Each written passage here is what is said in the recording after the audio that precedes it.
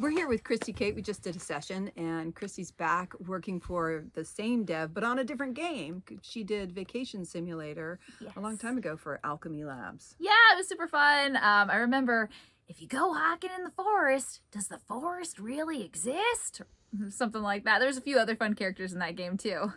So now she's here working on one of the levels or locations for Dimensional Double Shift, which is a VR game, which is really fun. Yes, I just remembered the rest of that whole line. It's, if you go hiking in the forest and don't take any pictures, does the forest really exist? That's the full line. I was like, wait. Anyway, but yes, this game is super fun. I'm also a Southern character this time around, and she is a timeshare sales mom. And you're doing another character later in the week, right? I am, yes. Funnily enough, that other character later in the week, I was cracking up because they scheduled it, which is perfect. And I got an email for like a trash pickup, and I was like, oh, I can't be my tree hugger self today because I'm actually going to be a tree hugger, and I can't go do like the trash pickup. So I was like, let me know when the next trash pickup is, please. So that one is probably very true to me in a weird sense. Okay, interesting. Yeah, maybe not as crazy, but yeah. So this leads to a question which I think is really pertinent, is how is it that you can make yourself so distinct with two different characters that they can be in the same game? I think it's just kind of the characters' intentions and what their goals are. So, the timeshare sales mom, she is very much wanting to sell you something, right? Versus the swamp hugger is kind of like me, like, hey, why are you going to be destroying the swamp? Right? So it's just a little bit of a different intention, different accent, slightly different pitch to with the Southern accent. With what she's doing, it's a little bit more in your mouth in a weird sense, versus I pitch my natural voice like right here as opposed to up here. So that's interesting. So it just comes naturally if you're thinking about the intention of that person. You feel a distinct shift. I do, yes. Into the characters, as opposed to like, I really have to put on all of these different things, Yeah, no, I will say when learning an accent, it is super important to really know the accent. Years ago, one of my first acting workshops I did, I was given a scene from Goodfellas, and I was a teenager, and I was like, oh, how do I do like a Jersey accent? I was like, I don't know how to be like a mobster.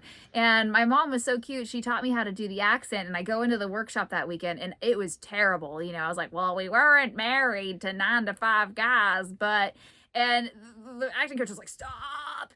And it was because I was focusing on the accent. I wasn't focusing on what I was saying. So with accent work, once you really start getting to it, you can start saying things with the accent without it, changing what you're saying. So right now I just went into the Southern accent, right?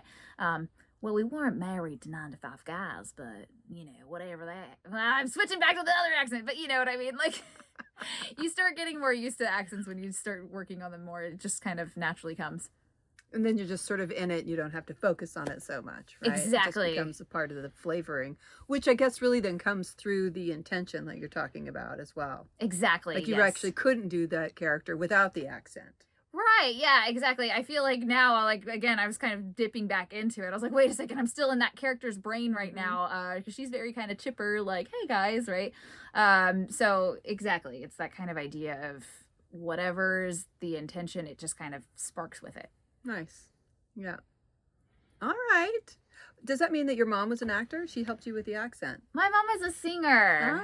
Yeah. But it was really fun. She had family that grew up in New York. And so when she was teaching me the accent, she was very much, okay, this is what you're going to do. You're going to do this and that and that. And so this is kind of a fun little moment for me. A little sad, I'm not going to say. My mom did pass away a few years ago, and right after she passed, I had gotten an audition for something with a New Jersey accent, and they were casting both LA and New York, and I was like, okay, I'm not going to book this, but sure, I'll give them my Jersey accent. And then sure enough, I booked it, and I'm in Fallout 76 doing Geordie, and she's going to pop a cap in your ass kind of a character, So, nice. Yeah, I was One like, and so it just felt like my mom really helped me develop that accent, and it was just like a nice little homage, I guess, to her in a weird sense. I don't know, I'm saying a mobster is an homage to my mom, not really. Like, you know what I mean? Like, well, I mean, if it does, circle back to the Goodfellas audition, really. Yeah, it does. So it's kind of nice. A little Yeah. poetic, I'd say. It was a very sweet moment for me, so. Nice. Well, thanks for chatting with us. Really appreciate it. Great to have course. you. I can't wait for Friday's session. Yes, I can't wait to be here later. All right. Thanks. Bye. Bye. Get the hugs.